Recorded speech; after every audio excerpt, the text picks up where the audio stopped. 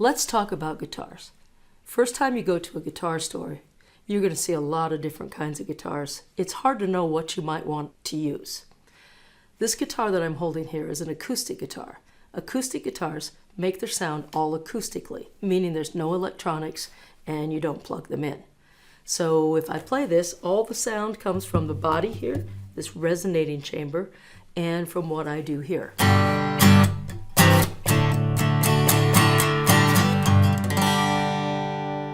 This guitar is also an acoustic guitar. It's a little smaller, and it still makes a big sound.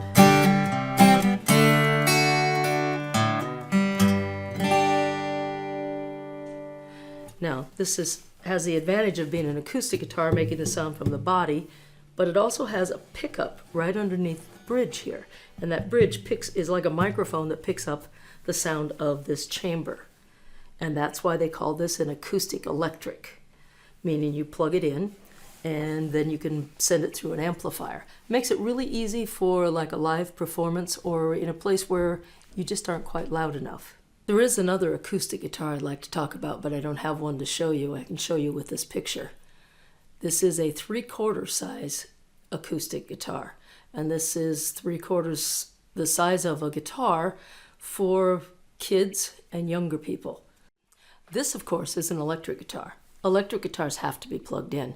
The sound comes through this pickup here, and it reacts magnetically with the strings. And you have to plug it into an amplifier, or this is the sound. And that's not quite loud enough to make it work. But if you turn it up, then you get all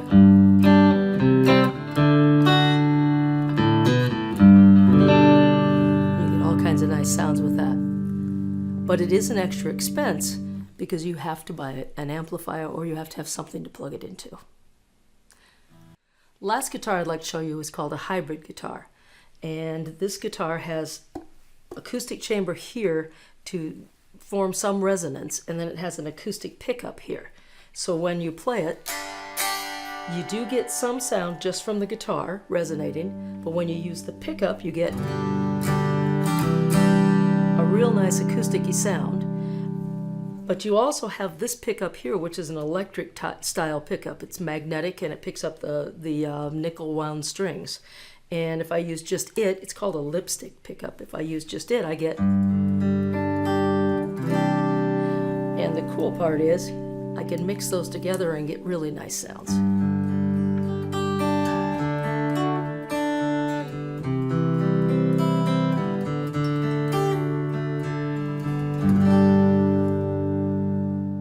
If you want to buy an electric guitar but you're not sure about buying an amplifier, I'd recommend one of these little micro amps because they're a really good way to start.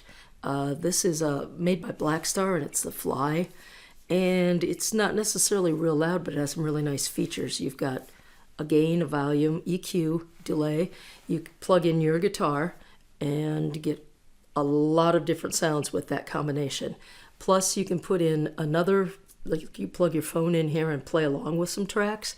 And the really good part that parents usually like is it has a headphone out. So all the practicing you do doesn't have to be heard by anyone but you.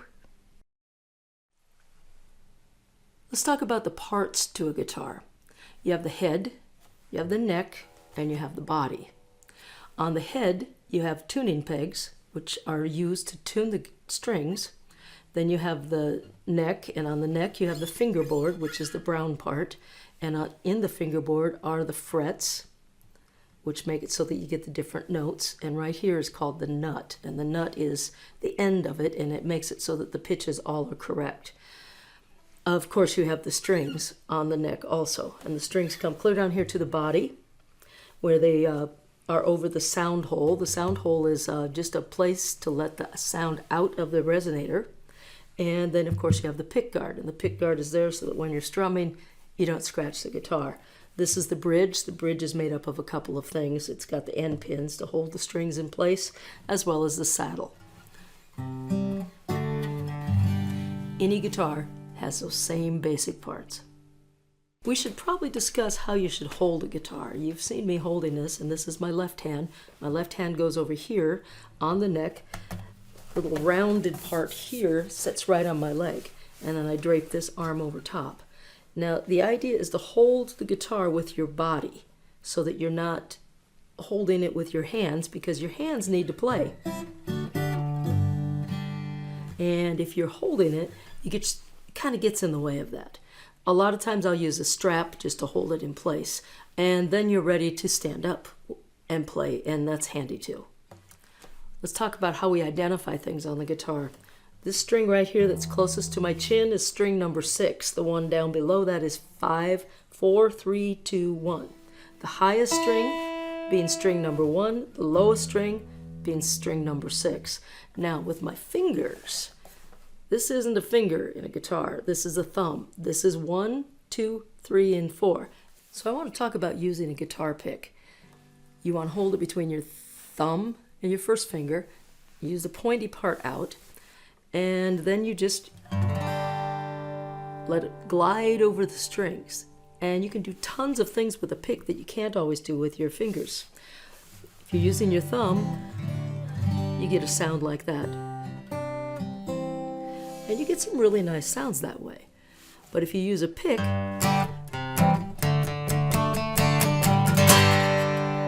you just get an edge and a bite, and it's one of those things that's worth learning to use.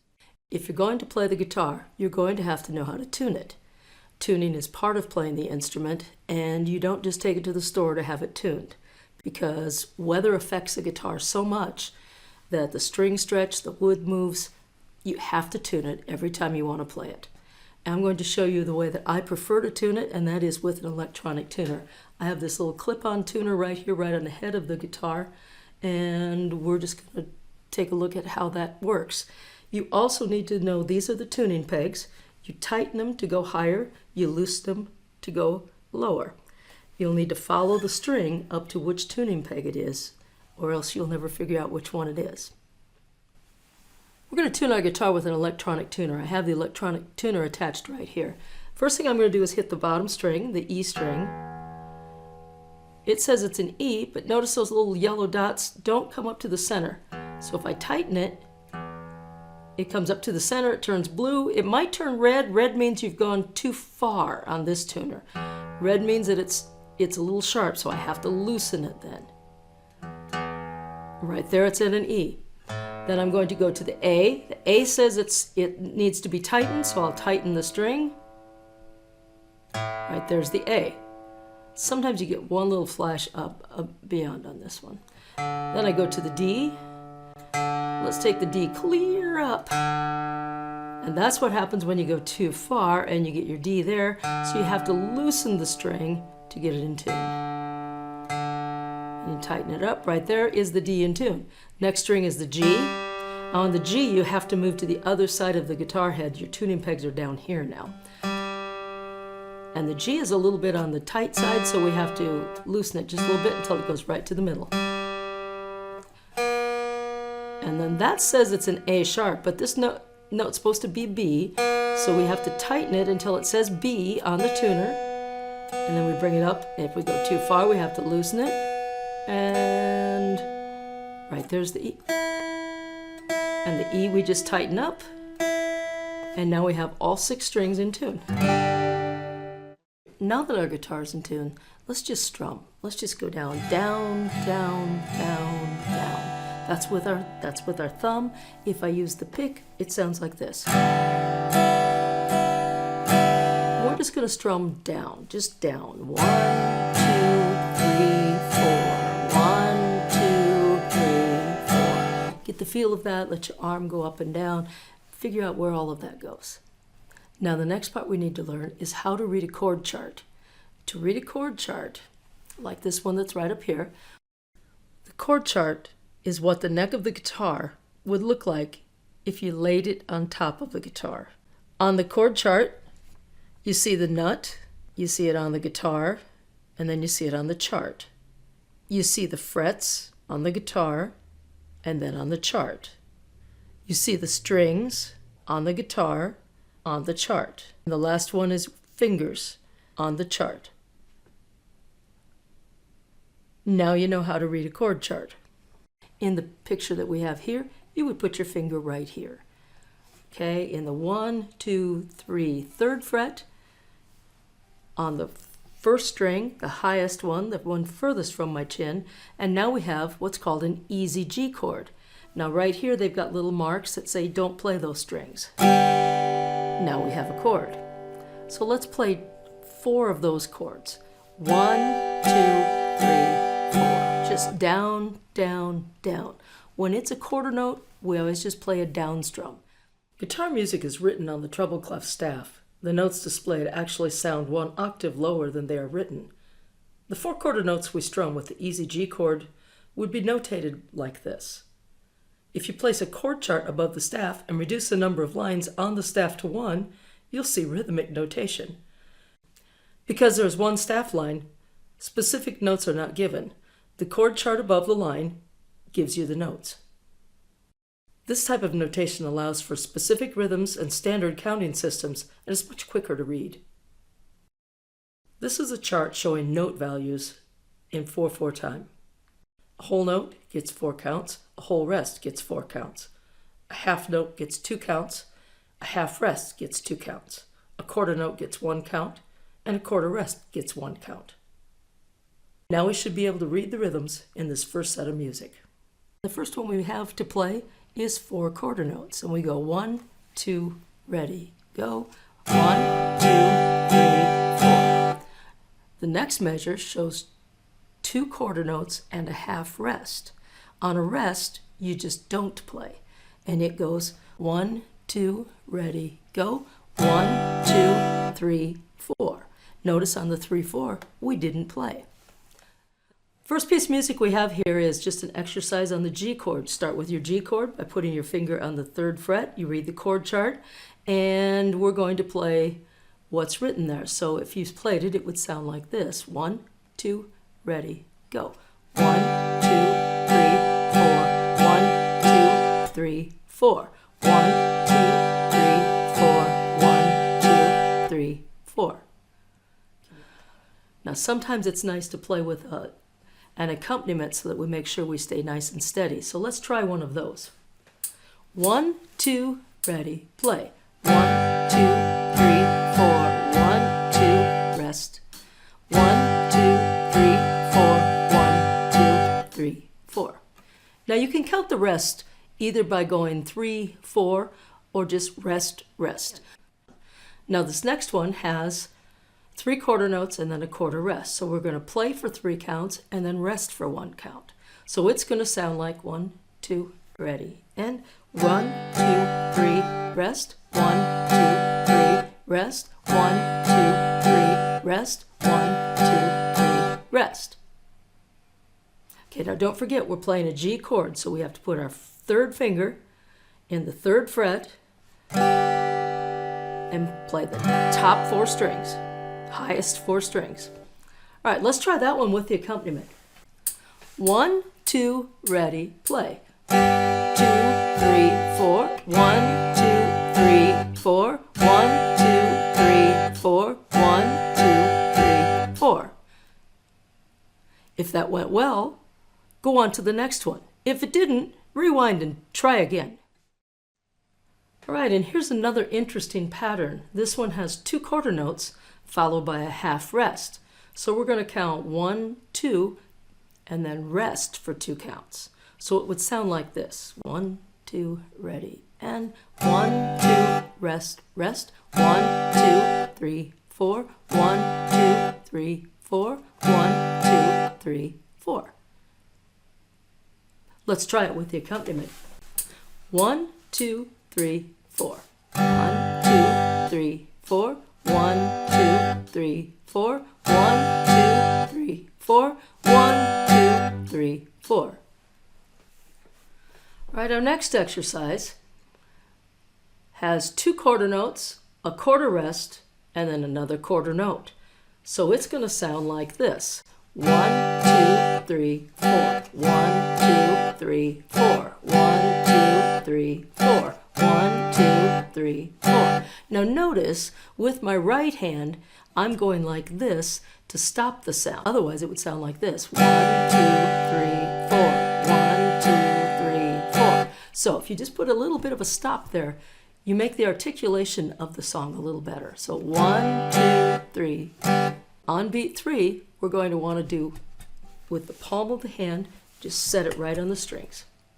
And if it doesn't work out perfect for you, that's fine. We're making sure we get the counting going, and we're making sure we get the chord going. So a reminder, we're playing a G chord. We're putting our third finger in the third fret on the first string. Let's play the whole thing. 1, 2, ready, go. 1, 2, 3, 4. 1, 2, 3, 4. 1, 2, 3, 4. 1, 2, 3, 4. Let's play it with the accompaniment. Make sure we're staying steady. 1, 2, ready, play. 1, 2, 3, 4. 1, 2, 3, 4. 1, 2, 3, 4. 1, 2, 3, 4. It's always good to practice with something that keeps the time exact, so you have to stay exactly with it. You can't play in a band, you can't play with other people unless you can stay steady. So always worry about staying steady. Later on, when we start changing chords, it gets even more difficult. So if you can get the steadiness happening now, you're that much ahead. Oh, let's look at this one. Look, it goes quarter note, quarter rest, quarter note, quarter rest. So it would sound like 1, 2, 3, 4, 1, 2, 3, 4, 1, 2, 3, 4. Just like that. Let's practice that one a little bit with the accompaniment. 1, 2, ready, go. 1, 2, 3, 4. 1, 2, 3, 4. 1, 2, 3, 4. 1, 2, 3, 4.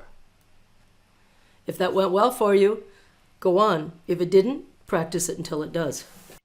Our next pattern has quarter note, quarter rest, quarter note, quarter note. So it would sound like this. 1, 2, 3, 4. 1, 2, 3, 4. And then we repeat that. So let's play the whole line. 1, 2, ready, go. 1, 2, 3, 4. 1, 2, 3, 4. 1, 2, 3, 4. 1, 2, 3, 4. Let's try it with the accompaniment. 1, 2, ready, play. 1, 2, 3, 4. 1, 2, 3, 4. 1, 2, 3, 4. 1, 2, 3, 4. Not hard, just a little different pattern. Here's another pattern where we have a lot of rests and a lot of quarter notes. This one goes quarter note, quarter rest, quarter rest, quarter note. So it would be 1, 2, 3, 4, and then it would repeat. So let's play the whole line. 1, 2, ready, and 1, 2, 3, 4. 1, 2, 3, 4. 1, 2, 3, 4. 1, 2, 3, 4. Let's try it with the accompaniment. 1, 2, ready, play. 1, 2, 3, 4. 1, 2, 3, 4. 1, 2, 3, 4. 1, 2, 3, 4. Now we're going to try a whole song. You sing where it has words for you, and then you play the guitar line like we've been doing. Now notice most of what you see here is all quarter notes, but I'm going to warn you there's one little surprise rest up at the end, so make sure you're ready for it. 1, 2, ready, play. Are you sleeping? Are you sleeping? Virgin, morning bells are ringing, morning bells are ringing, ding dong ding. Did you catch the rest? Make sure you don't play through that rest. This song is called Hot Cross Buns. All you have to do is read the music, play the G chord, and sing along. 1, 2, ready, play. Hot cross buns, hot cross buns, 1 a penny, 2 a penny, hot cross buns. That's going to do it for this lesson. Make sure you practice a lot, because the more you practice, the better you get. The better you get, the more fun it is.